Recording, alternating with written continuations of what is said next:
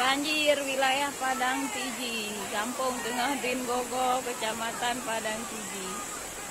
Puluhan desa di Kabupaten Pidi terendam banjir setelah hujan sepanjang malam hingga dini hari yang menyebabkan ratusan rumah warga terendam.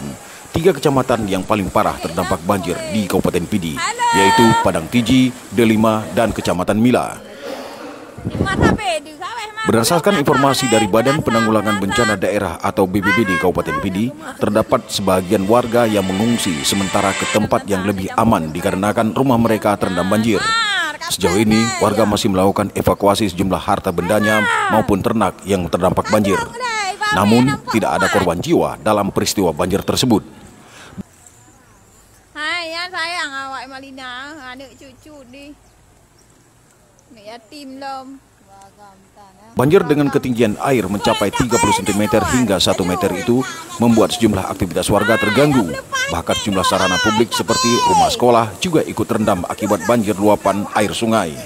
Informasi sementara yang diperoleh terdapat sebanyak 18 sekolah terendam banjir, 15 sekolah dasar dan 3 sekolah menengah pertama. Akibat banjir itu, aktivitas belajar mengajar diliburkan untuk sementara waktu menunggu air banjir surut. Dari Kabupaten Pidi, Tim Liputan melaporkan.